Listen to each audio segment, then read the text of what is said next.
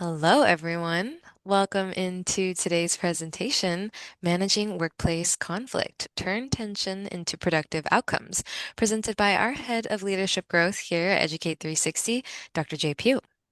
My name is Mariela, and I'll be assisting in moderating today's session. We are on Zoom for today's session, and we'll be emailing you a copy of this recording after the webinar. We do encourage participation throughout the session, so please use the chat or our Q&A for our short Q&A after the presentation. Educate 360 and TRACOM are so excited to present this webinar today. So without further ado, I'll hand it right over to you, Dr. J. Hey, thank you so much, Mariella, and appreciate you all having me and welcome to this session.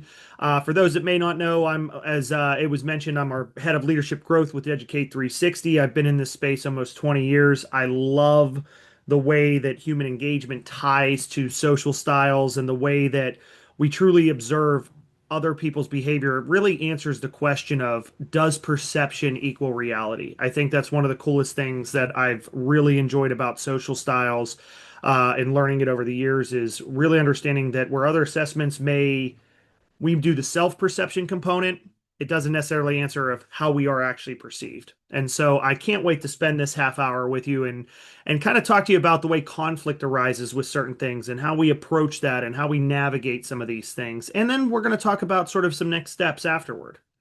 So I like to make these very interactive when I do these. I really like to bring in the audience into these components. So the first main question I want to ask you all today is, what is the true conflict? What's the true cost of conflict? What kind of drains do we look at if we have unmanaged conflict? I want to open the floor up to you. What is that true cost of conflict? Give everybody a few moments to type their responses in the chat.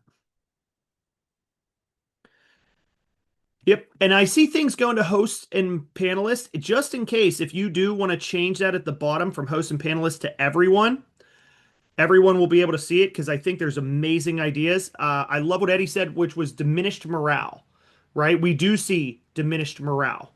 I would agree with that. There is loss of trust. I would absolutely say that unresolved conflict leads to loss of trust, lack of productivity, turnover. Turnover has cost.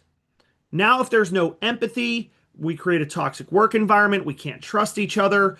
Things don't get done. Things become siloed. Things become broken down. And we don't quite understand the cost of that really does become financial. So I'm going to share a few numbers with you that I think are really good. Yeah, and yeah, Michelle, it is for true cost, right? Because cost can be personal, it can be financial, it can be growth driven. There can be productivity driven. So there's multiple factors of cost going into this. And trust and respect are really the theme. I would go, Steve, I love where you're saying with that. And I would even go one step a hair further by saying, I think that if we're more strategic and meaningful about what trust and respect look like to other people, we can be able to make more of a difference, not only in resolving conflict, but really building stronger relationships in the way that we do it. And so the first thing is that if you are a manager and you're handling conflicts, that is time not moving towards innovation. That's not moving towards strategy. That's not moving towards better progress. So what ends up happening is on an aggregate from what we found within our TRACOM research is 42% of a manager's work is spent trying to solve and resolve conflict and issues that exist. And absolutely, Steve, exactly the speed of trust. Absolutely would agree with that. And that's where we look at those sort of dynamics. And what we're going to do with the Educate 360 and the TRACOM side of things is really look at that from a behavioral style on what behaviors people value. And so the other numbers that I really want to share with you that I think are really important, and I am a huge fan of the platinum rule, Kim, is treating people the way that they want to be treated. Because if we don't, the average cost of losing an employee is 50 to 60% of their salary. To get them onboarded, retrained, that's time that managers spent much more in the weeds. It's much more spent in that instead of growing in innovation. If it's a leader, it's 125 to 150% of their salary. And if it's a specialized leader, senior leader, it is 200 to 400. The variance is significant, but it is 200 to 400% of their salary. Meaning losing people from not only a human element, but from a financial element bleeds business. And so we have to be very mindful that conflict resolution is critical in so many different ways. So the way that I try to look at where social styles comes in is understanding the backup behaviors that come with when people are under stress, when people are under frustration, and what tendencies has sort of this dynamic to come about. And so when we go to a space of really understanding the backup behaviors and where values come in, when we're talking about tell assertive versus ask assertive, the main purpose of understanding the difference between those two is that tell assertive means they are going to be more likely to jump out, talk first, speak first. They're going to be more vocal about their communications. And in conflict, the behaviors that are going to be more backup are going to be more forward pedal to the metal. So there may be more autocratic behavior or more attack behavior where ask assertive styles are going to push on the brake and they're going to take a step back and they are not going to engage in conflict. And so when we talk about these backup behaviors, I want to talk about with the social styles why that's important. When somebody is more has more of a driving style behavior that is observable, what we'll notice in the way that they communicate is that they will become autocratic. They will become people that are just leave me alone, put me out in the sun, I'll do it myself. They don't want to communicate. They will isolate, but when they isolate, they're going to take it themselves. I don't want your help. Leave it alone. You've already, and there will even be some impatience is a backup behavior with them. So they will get very impatient very quickly. And so we want to recognize that if we are seeing a driving style, that patience might be something that we're going to really make sure we're going to need to shift to in communication. Another tell assertive side is the expressive side. And if we go to expressive sides, they become confrontational.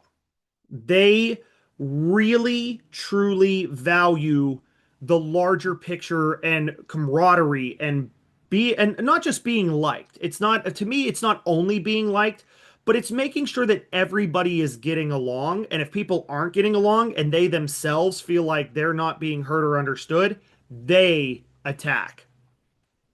They become more confrontational. And they might even go a little more animated. They will, like, sort of body language will come out more with it. So that is where the expressive side will come out in conflict. When we go to the other side where we're talking more ask assertive styles, amiable styles have more of a tendency to give in. They fall on the sword. And the challenge with this is we may think of like, well, that's great. Like that's great because they'll just give us what we want. Not necessarily. You've now burned a deeper relationship with them. They will not have a desire to work with you. They will avoid you. And then on top of that, if you keep pushing them in that way, they will find ways to get underneath. They'll find ways to get underneath. They may even get a way to get a little even later. So that is a backup behavior is they won't outright tell you they don't like something. But this is where potential passive aggressiveness may come in at times.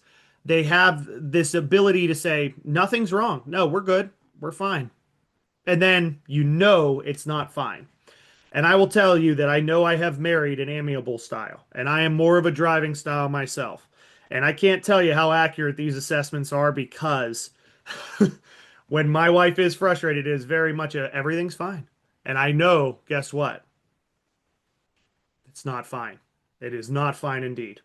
And so I need to make sure we're going to talk about how do we work through those when that happens. But you have to pick up on those clues and cues. The analytical style, it's not that they will fall or give in, they will just delay. They will do what's called freeze. And so if we're talking to try to define what I like to call the four F's to things, this becomes flight for a driver. They will disengage, but they're going to be pretty abrupt about it. They're going to fly and make sure things are torched on the way back. This expressive style is going to be fight. They are the most likely to want to dive in, to want to argue, to want to dig into this. The amiable style is more about fall. They will give in. They'll give into it. They will fall on the sword. They will fall for everybody else. But the challenge is that if it continues, they're gonna fall. Make sure you fall alongside. They don't like that. The analytical style, the big piece that comes into play is they will freeze. They table.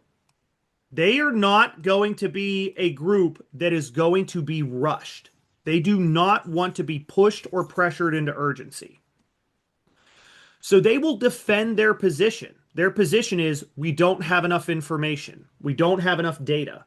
We don't have enough context. We don't have the right delivery to do what we're going to do.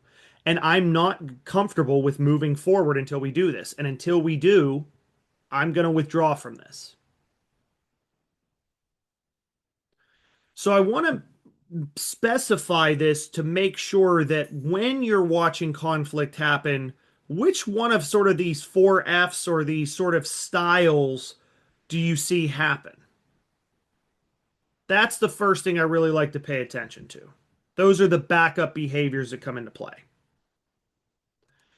Now, before the conflict happens, if it has happened and you've tabled dialogue and you're coming back to the dialogue, I like to use better planning in the way that conflict gets resolved.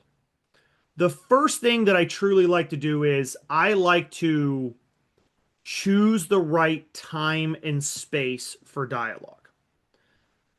One thing that we teach in our Mastering Meaningful Engagement course is finding out people's peak times and weak times for communication. If I know that somebody is already stressed first thing in the morning, I am not going to make the effort to say, let's meet first thing in the morning and get this done. I'm going to be much more conscientious about when they may be more comfortable for dialogue that we're going to dive into this. So I'm very strategic about when I plan to meet with people. I try to find their peak times and their weak times. That sets the tone and the pacing for the way the meeting is going to be conducted because we don't want to rush that dialogue.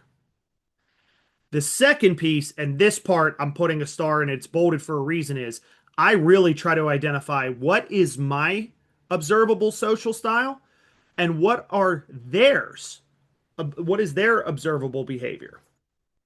And so if it's something to where there's conflict and I am somebody that's more observably driving and somebody else is more observably expressive, I want to make sure that I know those areas walking into the arena. I want to make sure that we know that.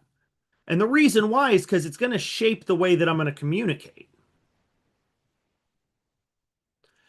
After that, I really try to break down the information. And notice the first thing that I'm going to ask is not what do I want? It is what do they want? I am a firm believer that in order to fully understand someone, you have to walk a mile in their shoes, as they say. But what nobody ever talks about is taking your own shoes off first. I have to leave my space to go to where they are. So I start with the question of what do they want? That is where platinum rules come in, right? I want to treat them the way that they want to be treated. In order for me to do that, I have to remove my own perspective for a minute.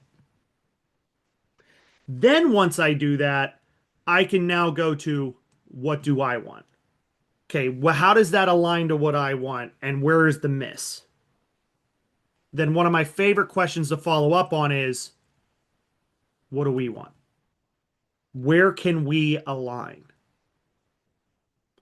I love this concept of what I call that is real clarity.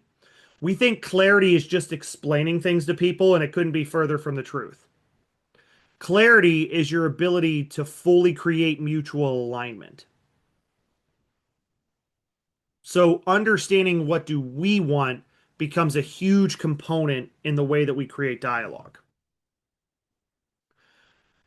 If there are ways that we're planning this out, I do contingency plan. Like what happens if there are frustrations and something's going to go wrong? Well, then once again, I do go back to the backup behavior. If I'm meeting with this person, this behavior may come out or this behavior may come out.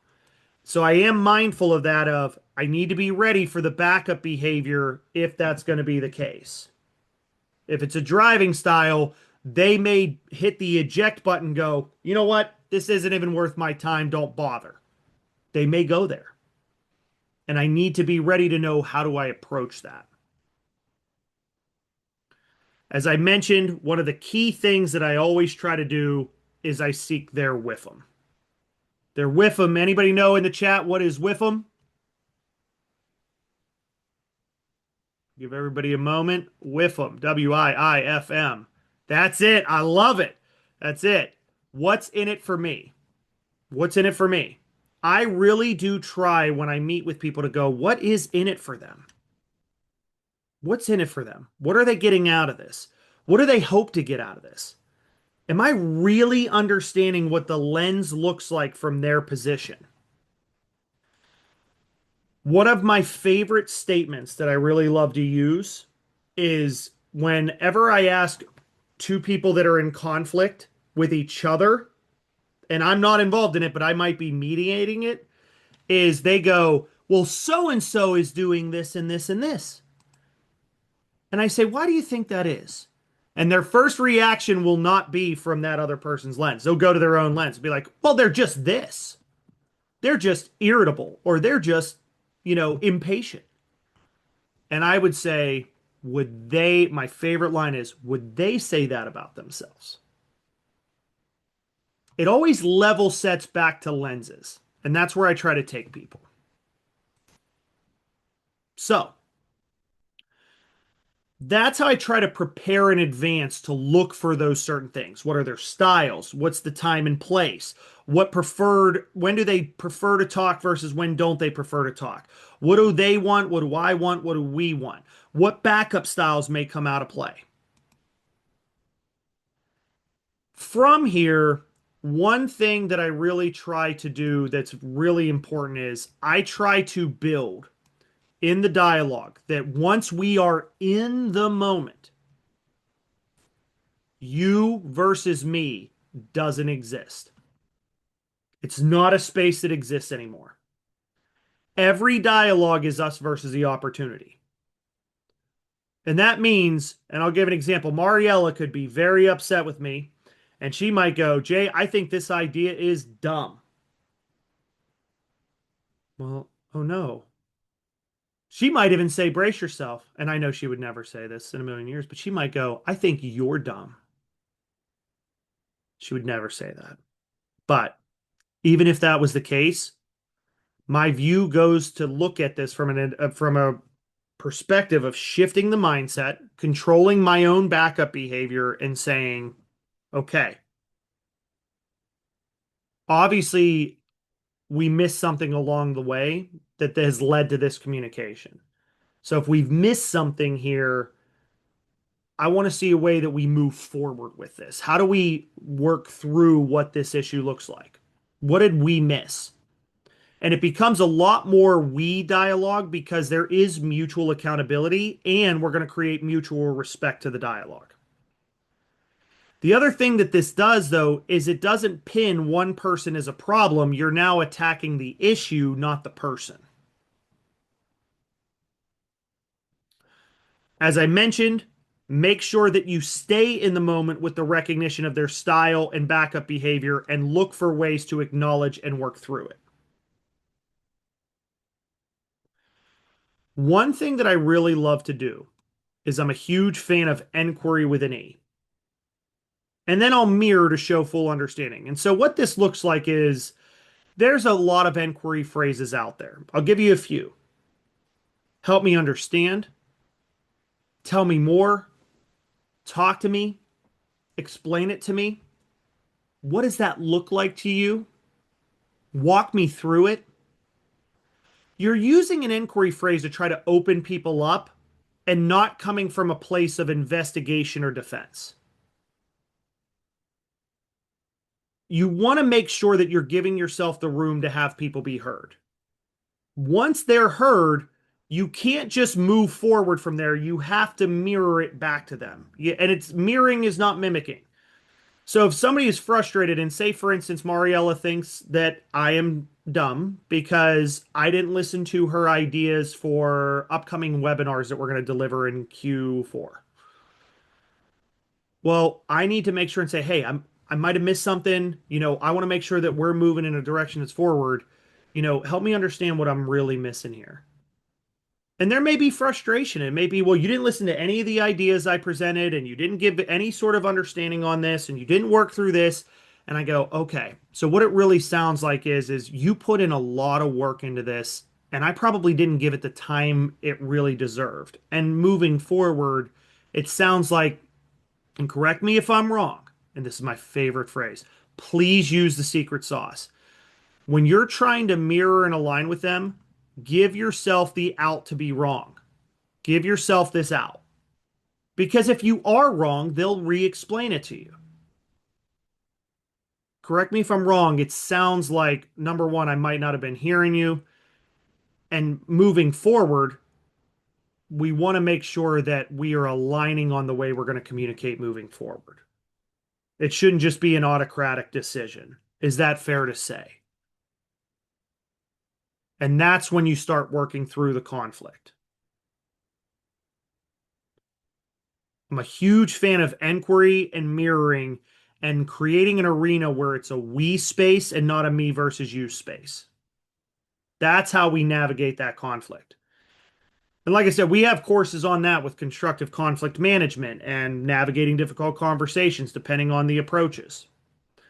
So, to align and proceed from there, whenever we get through that conflict piece, I try to follow a 4BE mindset. You're going to be one of these E's. You're either A, going to be efficient. If it's driving, your goal is to put it into gear and save time and get to outcomes. Okay, now that I got this right, here's what I'd like to do and tell me if I'm going to be wrong on this. I want to get A, I want to get B, and I want to get C. Do I have that right? And they may go, well, no, I'd like for you to get this first. Okay, perfect. I know my marching orders and we're going to go. Your goal is to be efficient. Expressive, get excited. Bring the enthusiasm. Do you know what? I love that idea. I like where we're going.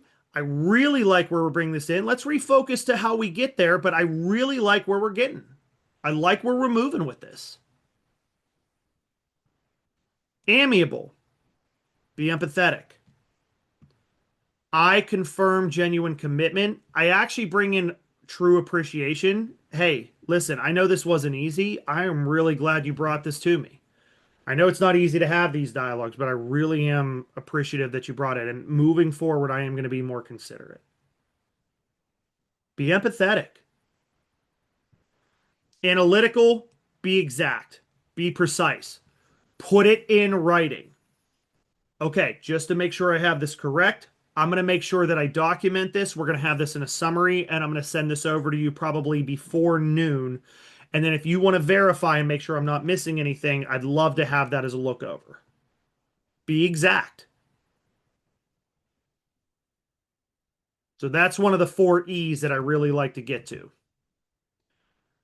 Now, before we wrap up for today, I always like to say of like, well, where do we begin? If we're really trying to learn more about, our social styles or how we approach things. And man, what if I'm a driving style and I need more in this space? Or what if I have more of a amiable style and I want to work on something? Where do I go?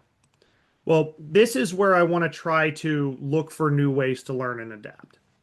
So I will tell you that one of the first places I really love to go is, and Barbara, I am going to answer that question. I'm going to leave a few minutes for questions. The first piece that I like to go to is we have understanding behaviors using social styles. I love this course because it really answers the what and the why.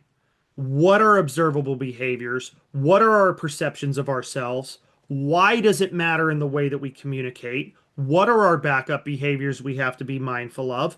Why does it matter in the way that conflict can arise and how do we navigate that? So, this is the what and the why piece that's really important.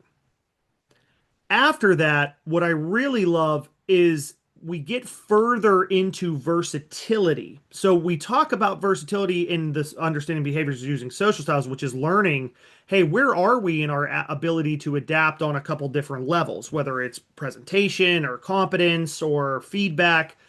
This gets into, okay, how do I increase that versatility more strategically with meaningful engagement, strategic engagement, and in what and when do I use these situations? So it's more strategic about the movement to say, okay, now that I've learned about this, I've learned this behavior. When do I want to apply X, Y, and Z to make that happen?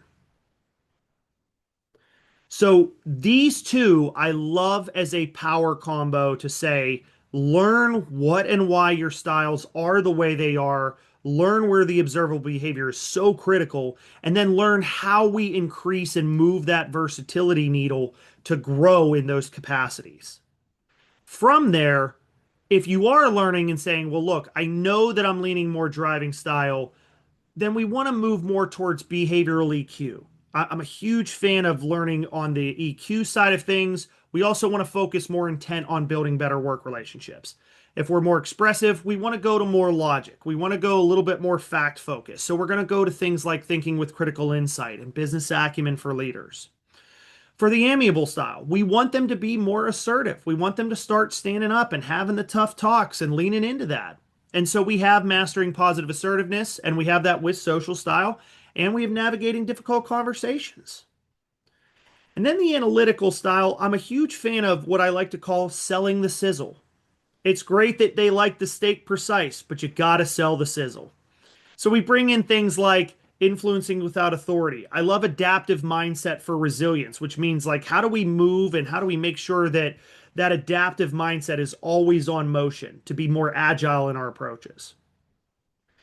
Now, with that said, I know we have a couple minutes for questions. I do want to answer Barbara's question to start is do I think some people are on empathy overload? I think it depends on the audience, Barbara. I think this is a really great question. I do think it depends on the audience. I think empathy looks different to other people. I'll give an example. Empathy to somebody that may be more amiable is giving your body language and listening intently and not providing solutions up front, but just truly being present with other people. Whereas empathy for more of a driving style is saving them time, not bogging them down. I always like to say that the how was your weekend experiment, don't get into the how was your weekends. That is now another plate you're spinning for them. So I think it's really where empathy comes in is what empathy looks like to the audience and the style that it presents itself to. I hope I answered your question there. Does that make sense?